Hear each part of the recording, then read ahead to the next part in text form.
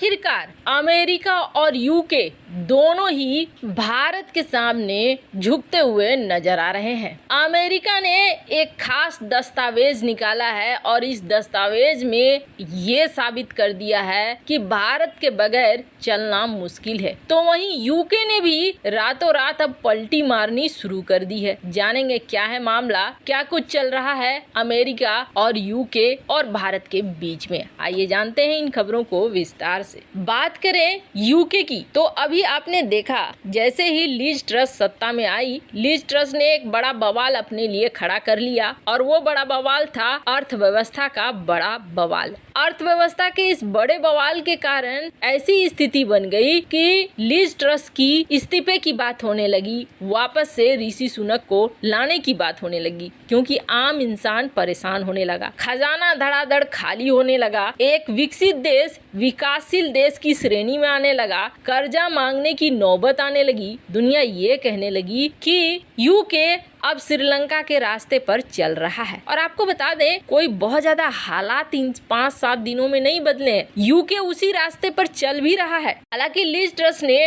Tax का जो अपना नियम लाया था वो नियम इसने वापस ले लिया, लेकिन वो संभाले तो संभाले कैसे। यूक्रेन युद्ध में बहुत सारा माल जा रहा है, महामारी से देश पहले परेशान है, ऊपर से जो नीतियां बनाई गई थी ये सोचकर कि हम तो विकसित देश हैं, हमारा खजाना तो कभी खाली नहीं होगा, वो सब कुछ खाली हो रहा है। तो अभी भी लिज ट्रस को लेकर स्थितियां बिगड़ रही हैं और इन सब के बीच में लिज ट्रस और लिज ट्रस का जो कैबिनेट है वो भारत के खिलाफ ही रहा, जहां लिज ट्रस ने एफटीए को एक अधर में लटका दिया ये कहकर कि इसमें अभी चीजें फाइनल नहीं है, अगर एफटीए साइन होता है तो माइग्रेंट्स ज्यादा आएंगे, फिर समस्याएं बढ़ेंगी। देखकर ऐसा लगता है कि इस वक्त यूके की संसद डमाडोल है, लेकिन लिज ट्रस को अपनी सत्ता बचानी है और इस सत्ता को बचाने के लिए यूके अब वो कदम उठा रहा है जो कदम अब तक चीन उठाता था। लिज ट्रस सरकार जब आ रही थी ना, उस समय इसने कहा था कि चीन हमारा सबसे बड़ा दुश्मन है और ये कह के लिज ट्रस सरकार ने बोला था हम चीन पर एक्शन लेंगे, लेकिन ये तय किया था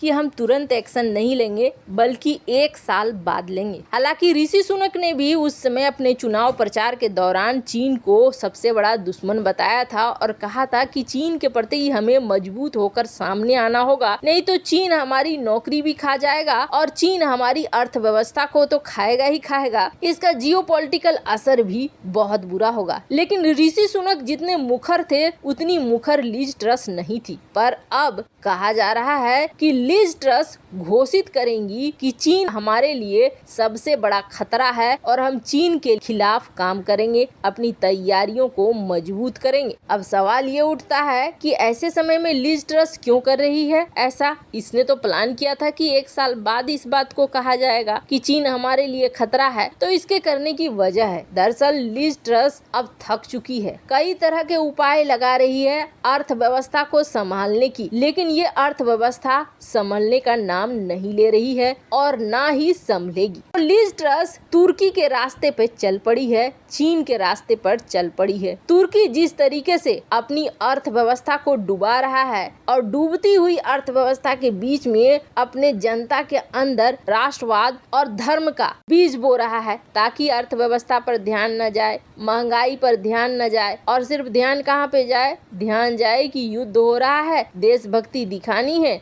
देशभक्ति नहीं दिखाओगे तो दिक्कत होगी। मतलब जनता का ध्यान कहीं और भटकाने के लिए लिज ट्रस ये प्लान लेकर आ रही हैं। पर अब जो भारत के साथ इतना ज्यादा रार अपना लिया, मात्र 10 दिनों के अंदर, 15 दिनों के अंदर वो सब कुछ हवा होता हुआ नजर आ रहा है। बताएंगे कैसे यूके और यूएस दोनों ही भारत के पक्ष में आ रहे हैं। अब ये कहानी तो एक यूके की रही, वहीं दूसरी तरफ अमेरिका की बात करें तो अमेरिका ने अपनी विदेश नीति को जाहिर किया है। विदेश नीति में उन्होंने क्या क्या बदलाव किए हैं, कौन कौन सी चीजें लाई है और भारत के बारे में वो क्या सोचते हैं, इन सारी चीजों को लाया गया है। हाल में हमने देखा पाकिस्तान के साथ नजदीकियां बढ़ी, लेकिन ये नजदीकियां उस तरीके की नहीं बढ़ी जिससे भारत को कोई टेंशन होनी चाहिए। इसकी वजह ये है कि बाजवा ने जब मीटिंग की थी, मीटिंग के तुरंत बाद बाजवा ने 2 बयान दिया। बाजवा ने पहला बयान पाकिस्तान को दिया था और कहा था दुनिया बदल चुकी है,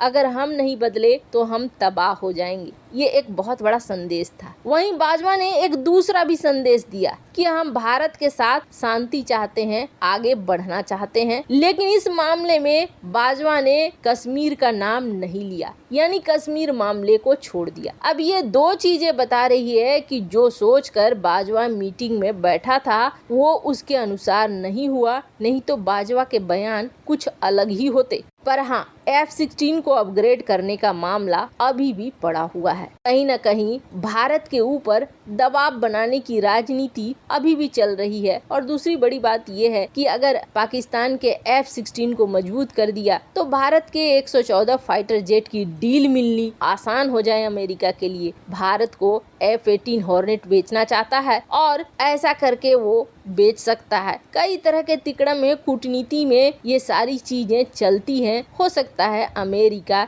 इस दिशा में दिमाग लगा रहा हो, पर आखिरकार विदेश नीति तो बनानी है और इस विदेश नीति में हंगामे भी देखने को मिले। क्योंकि जब पाकिस्तान के साथ नजदीकियां बढ़ा रहा था अमेरिका, तो खुद उसके संसद में ही हंगामा होने लगा। कई सांसदों ने ये कह दिया कि पाकिस्तान ने हमें हर जगह धोखा दिया है और इसके बावजूद हम उन पर यकीन कर रहे हैं, उनको मदद दे रहे हैं, हथियार दे रहे हैं। ये बिल्कुल भी सही नहीं है। खुद पाकिस्तान का विरोध अमेरिका के अंदर भी हो रहा था और अमेरिका पहले भी ये चीज समझ चुका है कि पाकिस्तान को इस्तेमाल किया जा सकता है, लेकिन एक भरोसेमंद साथी के रूप में सामने नहीं लाया जा सकता है। ऐसे में अमेरिका ने भी अब अपनी विदेश नीति में जोड़ दिया है कि हम चाइना और रूस को अपना सबसे बड़ा दुश्मन मानते हैं। रूस हमारा अभी का दुश्मन है, मतलब ऐसा दुश्मन जिसे हमें अभी निपटाना है, लंबे समय के लिए हम इसे नहीं छोड़ सकते हैं। और चाइना हमारा ऐसा दुश्मन है जो लंबे समय के लिए है, लेकिन ये भी हमारा दुश्मन है